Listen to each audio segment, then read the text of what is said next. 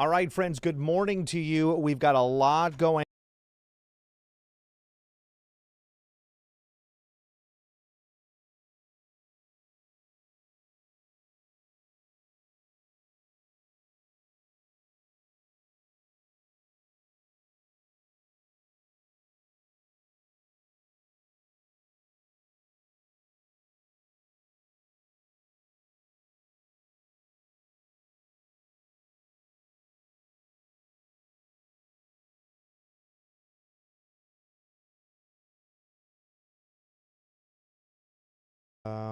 There we go. All right. Hey, good morning. Good morning. Sorry about that, guys. A little bit of technical difficulties trying to get some things done here and get ourselves all adjusted. There's another round of weather that we're monitoring for us. We've got another severe weather opportunity on tap as we progress into our evening tonight. I want to reiterate that because what you're seeing on the map, you could see the slight risk there in the yellow, definitely something that is a concern. And a lot of people look at this and go, oh man, this has got to be this afternoon. We're going to get it again. This is going to be rough stuff. Maybe it's going to be on that evening drive home. That's not what we're at right now. We're looking at another severe weather opportunity starting up very late this evening and will continue into our Thursday morning. And it looks like we could see more of our active storm activity during the time frame that we're all waking up and literally heading out the door to start our day, whether that's maybe off to school, maybe you're going to be running errands around town, or perhaps you have to go to work. So this is something that we definitely want to make sure that you are aware of. We want to first warn you about this so you can plan, prepare yourself in a sense for this inclement kind of weather. You can see the Richter scale that we've got here for wind, hail, and tornado activity. And so far, we're keeping everything more at a moderate threat for wind and hail. But notice where we're at right here for tornadoes. We definitely have ourselves an opportunity to see rotation to the atmosphere. It's still on the low end of the scale, but it is most definitely not zero. And much like where we were yesterday, we were under a slight risk here around the Missouri River Valley, and we saw some rotation. We actually had a few tornadoes touch down around the area, one just outside of Smithville and south of Paradise. So it is something that we're definitely going to continue to watch, be very, very vigilant about that here at KCTV5. But it is something that we want to make sure that you're aware of, that we are looking at some aggressive storm activity on tap for us. In the meantime, today's forecast is looking stunning. I mean, we will have a beautiful day in the forecast here. I'm just going to bring up the school bus forecast because it's going to give you the day part all the way into the afternoon for you. We have got the exit of the main storm system. That left us. It's off around the Tennessee and Ohio River valleys today, with the low pressure system itself going into the Great Lakes in the northern side of the state of Michigan. So what we actually have right behind the storm system is still some breezy conditions, but yet still warm air accompanying these kind of breezy conditions. And the funny thing is, this is not coming out of the south. We just have a warm air mass in the mid-levels helping us out here, increasing our temperature for today.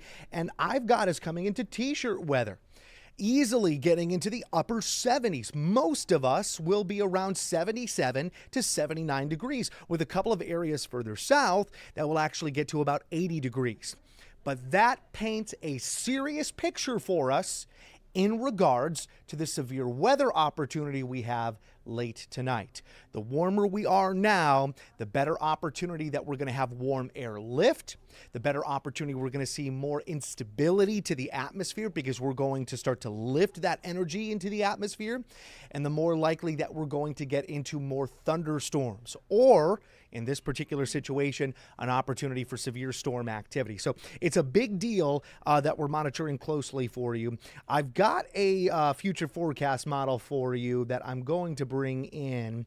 I just got to search around for it here, so you're just going to have to give me a minor moment. It's up here in the hundreds of graphics, weather graphics that we update on a daily basis. Let me double click and get this going for you.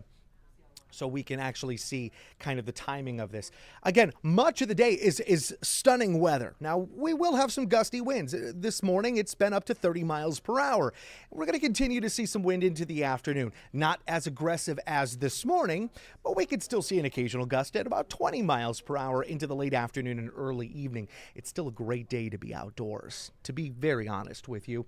But once we get to the late night, that's where things start to change for us. So here we are, 6 o'clock at night, not much. We're starting to build up some cloud cover. You can see this. This is a great opportune time where we're seeing some of the peak of the heat, but we're also starting to release some of that heat from just the surface of the earth, right? So what happens is that a lot of the surface absorbs heat through the entirety of the day and then begins to release that heat into the evening and overnight period. So this is kind of sort of that perfect opportunity where we still have some warmth in the air just in general, but this is also the beginning of where we start to release heat from the surface back into the atmosphere. So this is where we could start to see a lot more cloud cover develop, and then with the approach of both an upper level low pressure system from the south and a front from the north, we start to provide an opportunity for some storm activity.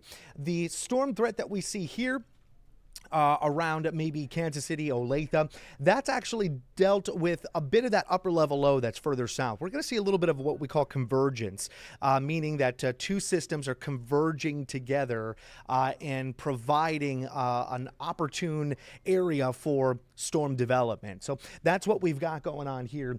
And remember, when we show you these forecast models, this is not the end-all be-all. This is not telling you that, okay, no matter what, we're going to see these storms happen at 1 o'clock in the morning. No. Remember, weather changes constantly. The atmosphere changes millisecond by millisecond. We are just chasing it to get a better idea and a broad idea of what to expect. That's where we're at right now. So this just gives you a rough idea of what you can anticipate as we move forward into the evening and, of course, into our Thursday morning. So there's that. There's some storms that pop on through. Then we start to get more of that front.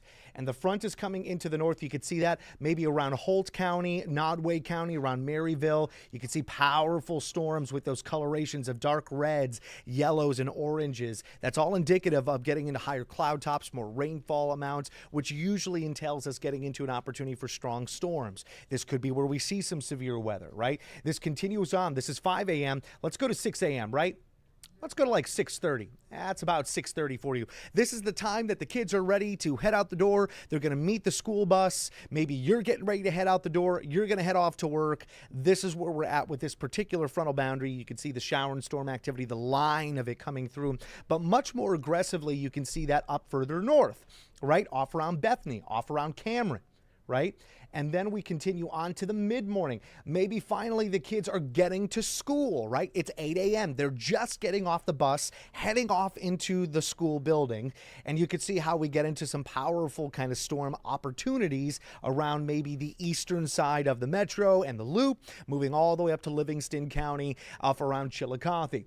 Then as we move forward into the late morning time frame, this continues to track quickly to the east, but really looks to want to amplify much more off around Warrensburg and the Marshall kind of area along I-70, and then it kicks out towards central Missouri. We still have some isolated thunderstorms here and there, some scattered showers that will remain for us, but the main line of energy exits out by late morning, and then we have this residual kind of wet weather opportunity into the early afternoon. Then that finally starts to exit.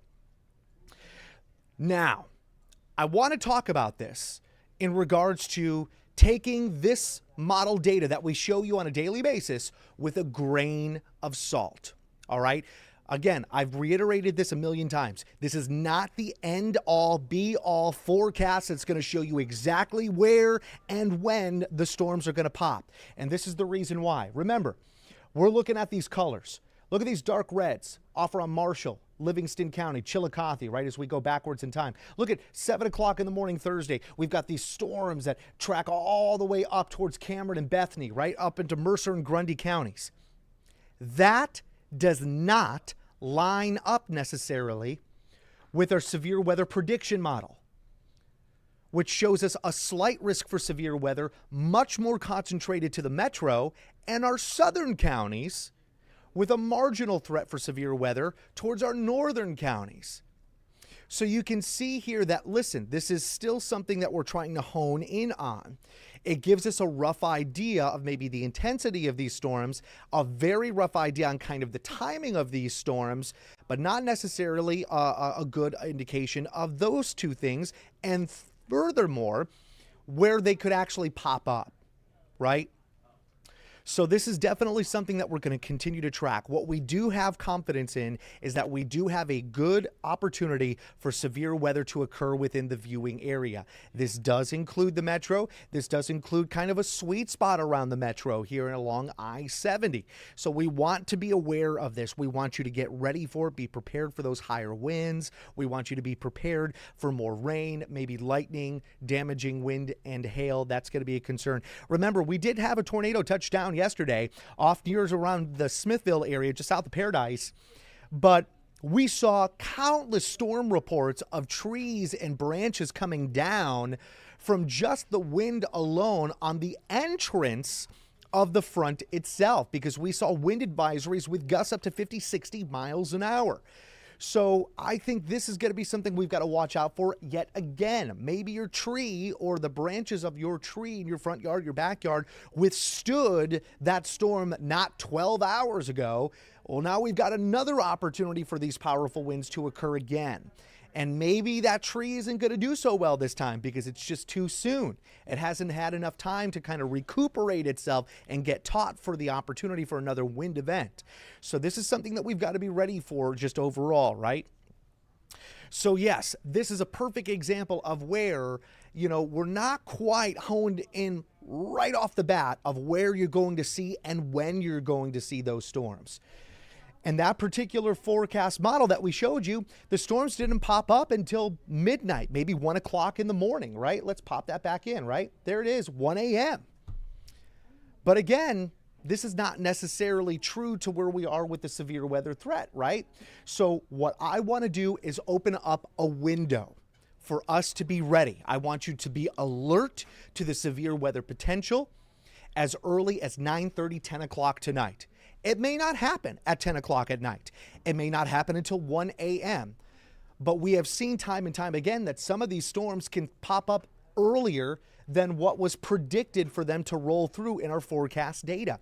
A perfect example was yesterday, and it was 3 hours early to the severe weather modeling that we were seeing. So I want you to be ready ahead of the storm activity. Just as much as you think that it may actually come through at that time frame, I want you to be ready for it. And then obviously for the bulk of it. So this is why I'm saying it is well worthwhile to be prepared by 9:30, 10 o'clock at night tonight, and continuing into the early morning of our Thursday. All right. So that's where we're at with the severe weather opportunity. I've got to let you go. It's about 8:47 in the morning. We've got so many more things that we've got to do. Janae's got a lot more interviews on tap when it comes down to streaming and obviously getting you the news of the day. But I just wanted to give you that opportunity to know what's going down here. Again, this is more of a wind and hail situation, but just like we saw yesterday, that was supposed to be a wind and hail situation, and we got some rotation to the atmosphere. It's not a 0% chance in this particular situation. This is all Wednesday late night. I'm going to call it between 9:30, 10 o'clock at night, and we'll continue into our Thursday morning when we're getting ready to head out the door and head off to work, school, or maybe running some errands. All right. So I want you to be ready for that. In the meantime, I'm going to leave you with a beautiful shot